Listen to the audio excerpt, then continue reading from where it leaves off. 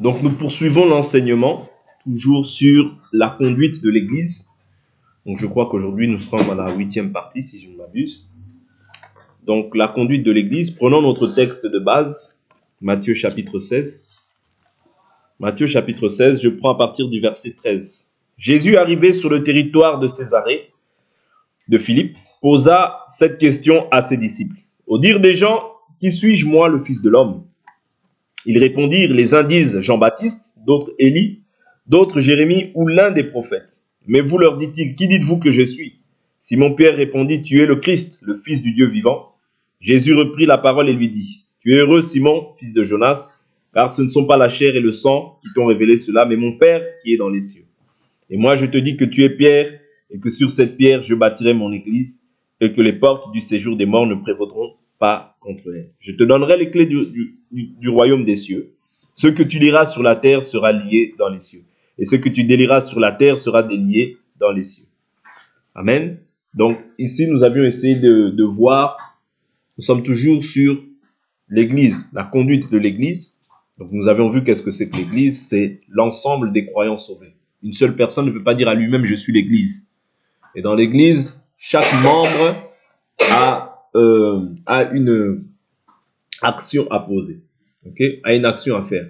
Dieu, quand il nous donne un don, la Bible nous dit que chacun mette au service des autres le don qu'il a reçu de la part de Dieu. Je crois que c'est 1 Pierre 4, verset 10 qui nous parle de ça. C'est-à-dire, dans l'église, Dieu donne un don à un tel, un don à l'autre, pour que chacun puisse mettre, en fait, le don qu'il a reçu au service de l'autre. Vous voyez? C'est-à-dire que nous sommes des serviteurs de Dieu, mais nous sommes aussi des serviteurs les uns des autres. Voilà pourquoi la Bible nous dit que il a donné sa vie pour nous. Nous aussi, qu'est-ce que nous devons faire en retour? Nous devons donner nos vies pour les frères.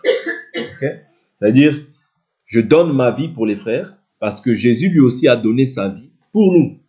Parce que nous aussi, nous sommes ses frères. Quand nous demeurons dans sa parole, nous sommes ses frères. Parce que la Bible dit, il n'a pas honte de nous appeler ses frères.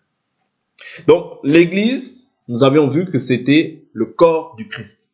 Le corps du Christ n'est pas formé d'un seul membre, mais de plusieurs membres. Toi, moi, et tous ceux qui sont réunis partout dans le monde, nous formons ce qu'on appelle le corps de Christ. C'est-à-dire l'Église universelle forme le corps du Christ. Quand je parle ici d'Église universelle, je ne parle pas du catholicisme. Non. Je parle de l'Église corps du Christ. Ceux qui ont accepté Jésus-Christ selon le modèle que les apôtres ont posé. Repentance des œuvres mortes, foi en Dieu, doctrine des baptêmes, imposition des mains. C'est-à-dire ceux qui ont reçu Christ de cette manière-là sont ajoutés à l'Église et par surcroît, ils sont membres de l'Église corps. Vous avez dit que plusieurs peuvent être membres d'une Église locale, mais pas forcément du corps. Parce qu'on est du corps lorsqu'on est prédestiné. Souvenez-vous, l'Écriture dit dans Romains chapitre 8, ceux qu'il a connus d'avance, il les a prédestinés. Ceux qu'il a prédestinés, qu'est-ce qu'il a fait dans le temps? Il les a, c'est-à-dire il y a un temps. Même si tu es prédestiné dans le temps, Dieu t'appelle. Ceux qu'il appelle, Dieu maintenant, qu'est-ce qu'il fait par la suite? Il les justifie. Ceux qu'il justifie, qu'est-ce qu'il fait? Il les sanctifie. Ceux qu'il sanctifie, qu'est-ce qu'il fait? Il les glorifie. Est-ce que vous comprenez? Donc c'est tout un cheminement que Jésus établit pour pouvoir être membre du Christ, du corps du Christ. Et Dieu t'appelle pour te justifier. Quand il te justifie, tu dois maintenant, tu es semblable à l'image de son Fils. Donc saint, mais il te glorifie aussi. La glorification, c'est l'état final que nous allons revêtir, le corps glorieux que nous allons revêtir. Mais nous ne sommes pas là-bas. Nous sommes toujours sur la conduite de l'Église. Nous avions vu que l'Église est dirigée, c'est-à-dire tout le monde n'a pas la direction de l'Église. Non. L'Église n'est pas conduite par les dons de 1 Corinthiens 12. Non. C'est-à-dire parole de connaissance, parole de sagesse, don de foi, discernement des esprits, don des miracles, la diversité des langues, l'interprétation des langues, le don de miracles. Vous voyez, tous ces dons-là qui sont mentionnés dans 1 Corinthiens 12, ce sont des dons qui accompagnent l'Église pour témoigner de la mort, et de la résurrection de Christ. Vous voyez? C'est-à-dire que quand quelqu'un prophétise, la Bible nous dit, si des non-croyants viennent au milieu de vous, il dira, Dieu est au milieu de vous. C'est-à-dire que les dons viennent en fait pour manifester la puissance de Dieu. Voilà pourquoi nous prions afin que Dieu nous donne les dons, afin que le monde voit, parce que le croyant, lui, ne court pas après les dons. Quand je dis ne court pas après les dons, ce n'est pas qu'il ne peut pas y aspirer. Il peut y aspirer, mais il ne croit pas par rapport aux dons. Non. Si tu vois un croyant qui est là simplement à croire en Dieu par rapport aux dons, certainement quand il n'y aura plus, c'est-à-dire la manifestation de la puissance de Dieu, ce croyant-là va faire naufrage. Vous voyez? Parce que plusieurs ont, dans Luc chapitre 10, plusieurs ont dit, oh Seigneur, les démons nous sont même soumis en ton nom. Mais le Seigneur dit quoi? Ne vous réjouissez pas de ce que les démons vous soient soumis en mon nom, mais réjouissez-vous de ce que votre nom est inscrit dans le livre de vie. Ça veut dire la réjouissance d'un enfant de Dieu. Bien sûr, quand nous voyons les dons, nous voyons la puissance, la manifestation de Dieu, nous sommes dans la joie. Quand nous voyons Dieu agir aussi avec puissance, nous sommes dans la joie. Mais notre cœur ne doit pas être plongé seulement sur ça. C'est-à-dire l'enfant de Dieu, ce qu'il doit s'efforcer à faire, c'est de garder l'enseignement pur, sans tache. C'est pourquoi on appelle ça la saine doctrine. Parce que c'est une doctrine sans tache, pure. Est-ce que vous comprenez? L'Église doit s'efforcer à conserver la chose la plus précieuse, c'est l'enseignement. Bien sûr, c'est le Saint-Esprit, parce que le Saint-Esprit, c'est aussi l'enseignement. Okay? Parce que c'est lui qui nous accorde la connaissance, vous voyez, afin que nous ne soyons pas emportés à tout vent de doctrine. C'est-à-dire, les gens peuvent avoir des dons, okay? Mais ce n'est pas les dons qui conduisent l'Église. L'Église est conduite par le Saint-Esprit, par le biais maintenant du ministère de la parole. Vous voyez? Qui doit maintenant enseigner le peuple afin que le peuple ne soit pas emporté à tout vent de doctrine. Parce qu'il y a diverses doctrines qui vont s'élever, comme Paul l'a déclaré. Ouais. Parce que c'est quand on dit Paul, on ne parle pas de Paul individu, mais on parle de l'esprit. C'est-à-dire, c'est Dieu qui lui communique cette pensée afin qu'il puisse la communiquer à l'Église.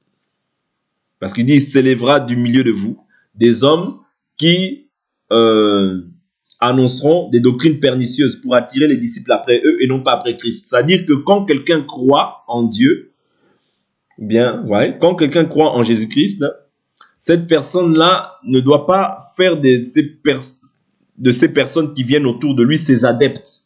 Non, il doit lui présenter la parole. Ouais.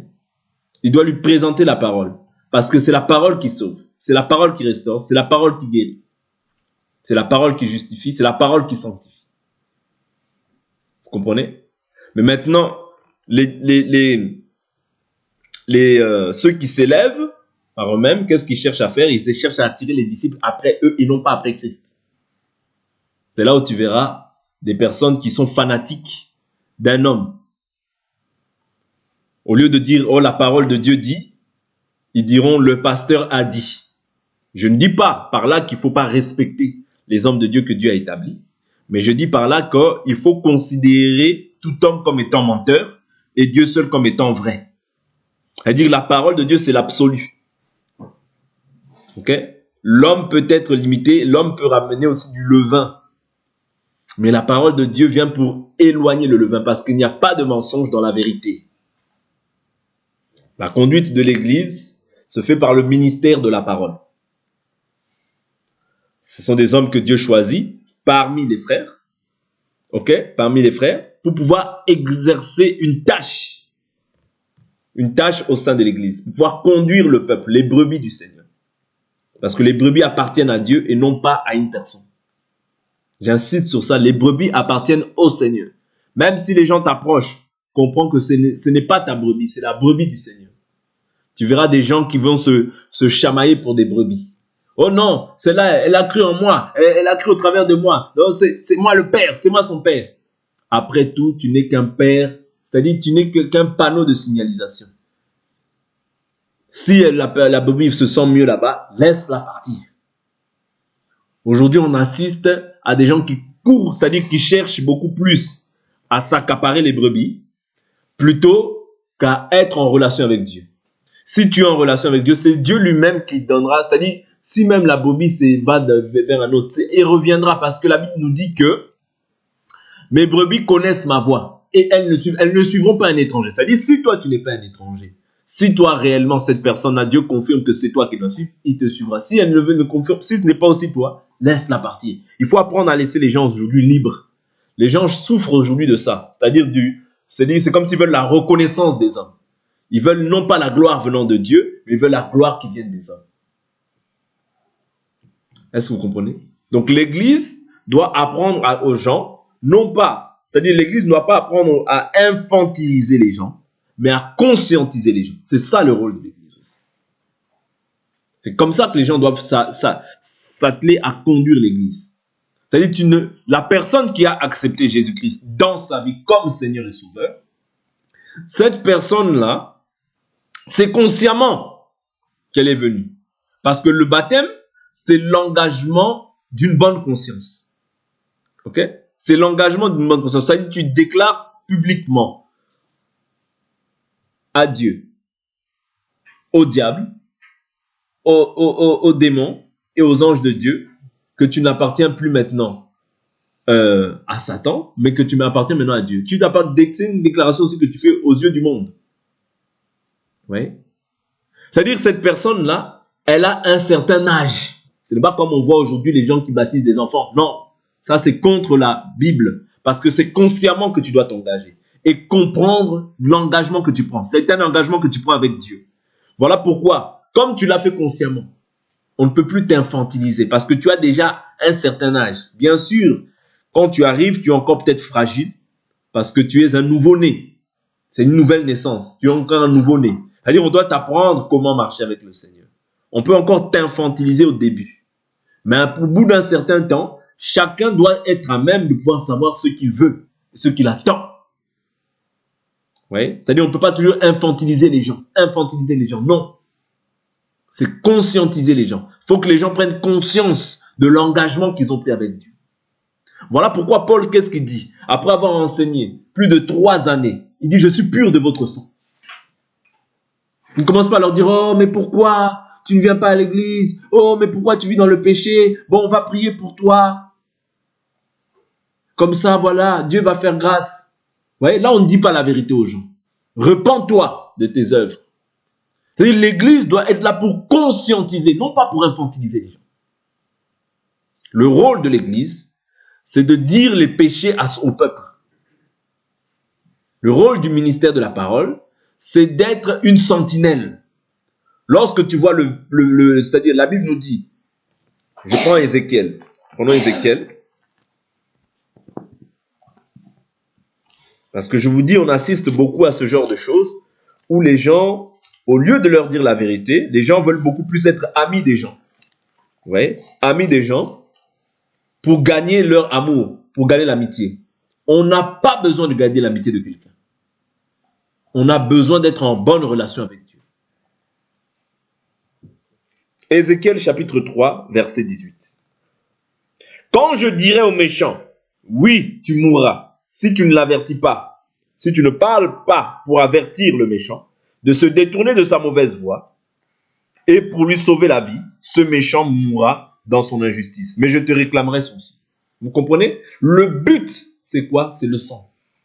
Que toi, tu n'aies pas, en fait, du sang, c'est-à-dire sur tes mains. Comment est-ce que tu as du sang sur les mains? Quand tu cherches l'amour, l'amitié des gens, mais tu ne cherches pas à dire la vérité aux gens. Quand tu cherches la poche des gens, mais tu ne cherches pas l'âme des gens. Parce que quand tu cherches l'âme des gens, certes, tu vas être sévère avec la personne, mais la sévérité, là, c'est pour son bien. C'est comme Dieu, lorsqu'il nous corrige, c'est pour que notre foi soit saine et pure. Dieu corrige tout fils qu'il agrée. Or, nous, tel il est, tel nous sommes. La foi que nous confessons, tout est permis, mais tout n'est pas utile. Tout est permis, mais tout n'édifie pas. Ce que je recherche dans un premier lieu, c'est l'édification. Chercher est-ce que l'âme de la personne est attachée à Dieu. Chercher est-ce que l'âme de la personne, Christ est vraiment crucifié dans la vie de cette personne.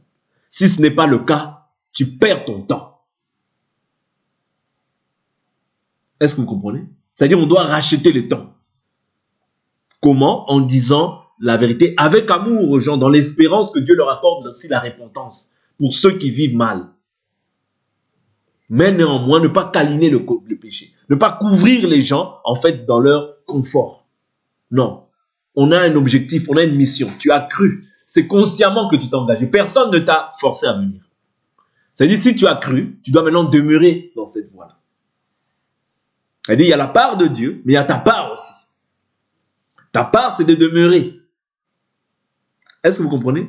De persévérer. Dieu t'a donné son esprit.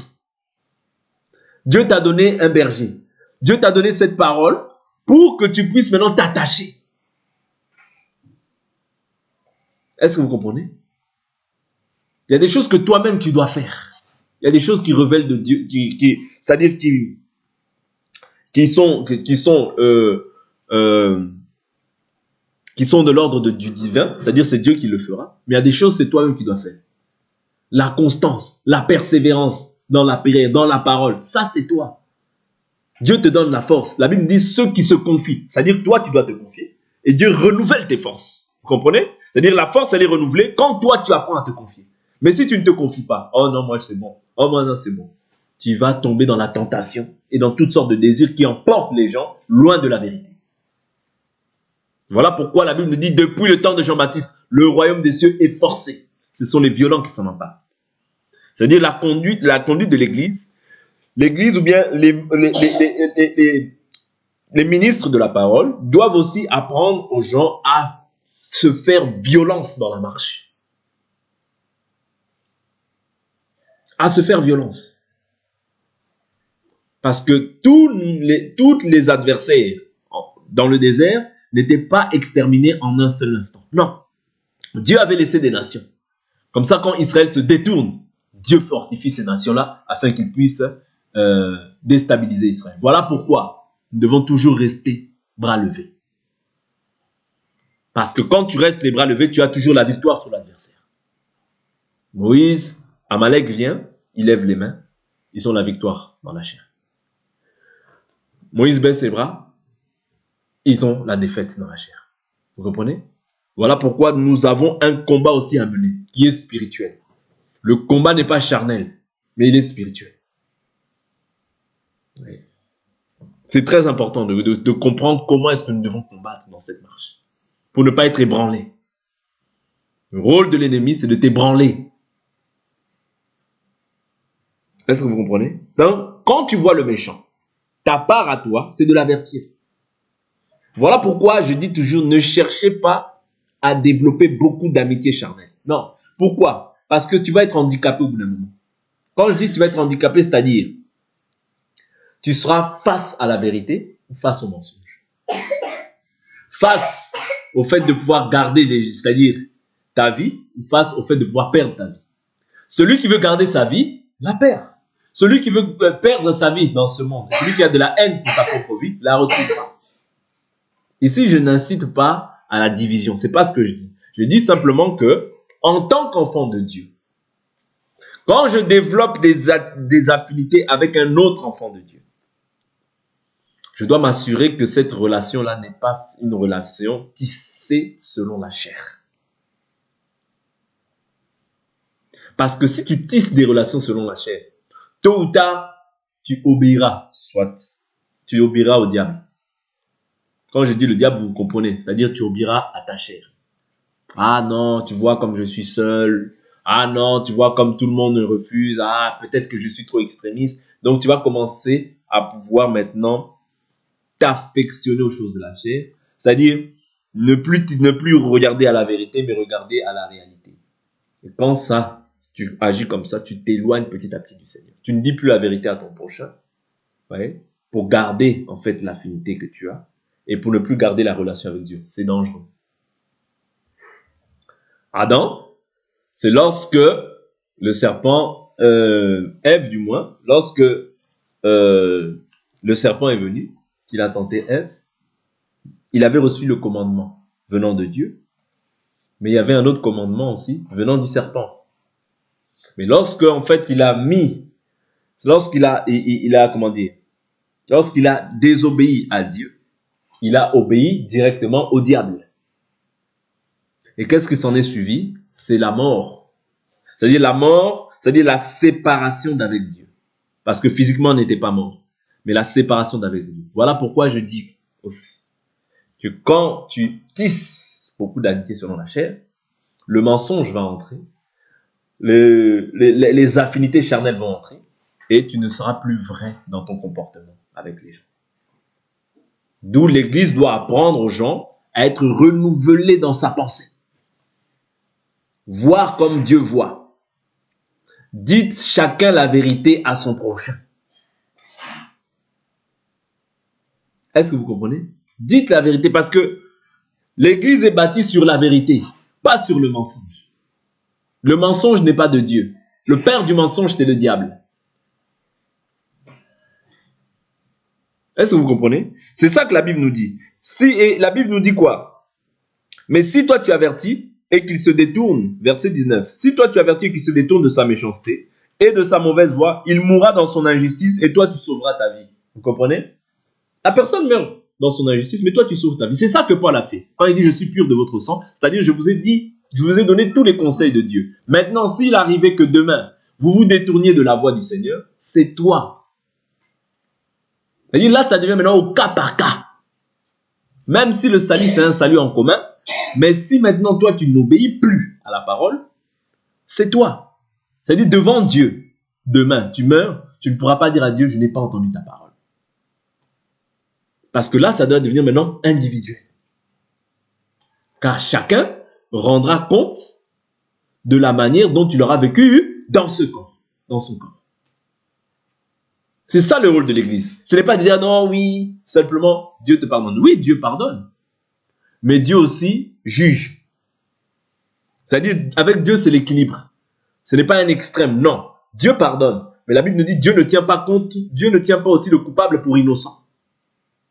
Est-ce que tu comprends? Consciemment, demain, tu vas te livrer à la prostitution. Tu meurs dans cet état. Moi, je n'aurai plus de compte à rendre parce que tu es maintenant informé.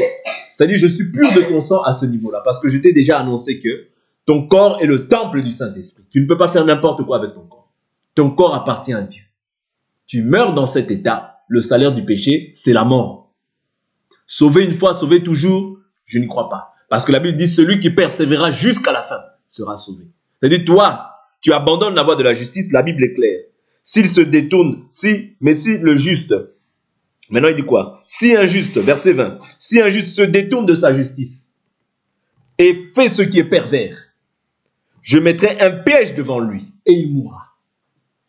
C'est-à-dire, Dieu n'est pas comme les hommes. Hein. Les hommes peuvent dire, oh non, tu vois, ceci, cela, bon, je ne peux pas dire ça parce que réellement, bon, tu as le Saint-Esprit, tu vois. Comme tu as La Bible est claire. Si un juste se détourne de sa justice et fait ce qui est pervers, Dieu fera quoi?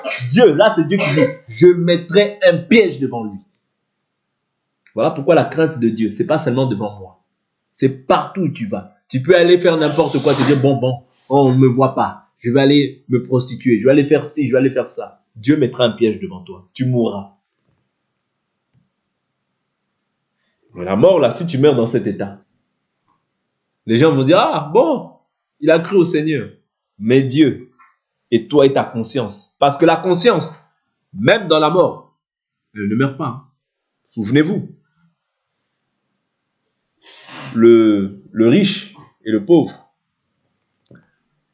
C'est-à-dire, qu'est-ce qui lui restait? Il lui restait la conscience. Il dit, je souffre cruellement dans cette mort.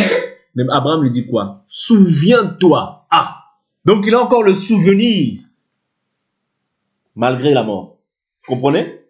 C'est-à-dire, l'Église ne vient pas simplement pour faire des belles révélations. Non, l'Église vient pour pouvoir apprendre en fait aux brebis comment craindre Dieu et comment servir Dieu dans la maison de Dieu qui est la colonne et l'appui de la vérité. Le rôle de l'Église, c'est ça. Avant toute chose, le rôle de l'Église, c'est ça.